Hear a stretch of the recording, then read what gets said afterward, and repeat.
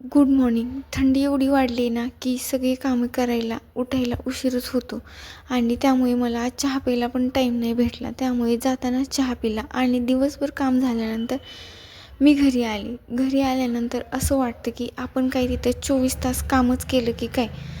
काम 8च तास असतं, पण एवढं थकून जातो ना आपण की सांगूच नको. त्यामुळे ना आलं की असं वाटतं की आपण ना निवांत पडून राहावं, काहीच काम नाही करायला पाहिजे असं वाटतं.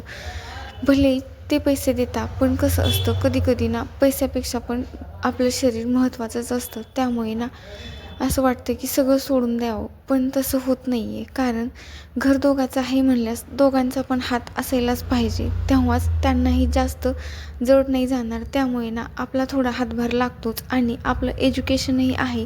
त्यामुळे आपण बसून तरी काय करणार. त्यामुळे ना मी जॉब जॉईन केलेला आहे आणि मी ना खरंच तो मला आवडतो म्हणून जॉईन केलेला आहे. आता तुम्हाला वाटेल की बाई एवढं सांगायला लागली की मला कंटाळा येतो, हे होतं, तर मग कशाला जाते. पण तसं नाही आहे.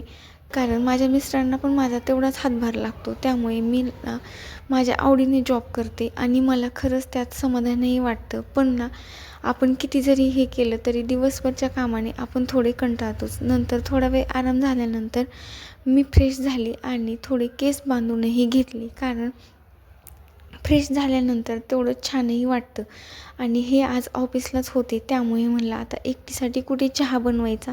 त्यामुळे थोड्या वेळ बसूनच घेतली आणि चहा काही मी घेतलाच नाही आहे. ते झाल्यानंतर थोड्या वेळाने थोडं रूम फ्रेश केलेली नव्हती. त्यामुळे सकाळी जाताना थोडी घाईच होती. त्यामुळे म्हणलं की आता टाईमही आहे, त्यामुळे सगळी कामे करून घ्यावी. आणि ते करून झाल्यानंतर आता संध्याकाळी झाली होती आणि म्हणलं अगोदर दिवाबत्ती करून घ्यावी. त्यामुळे तुळशीला दिवा लावला, घरामध्येही धूप लावली आणि देवालाही दिवा लावून घेतला.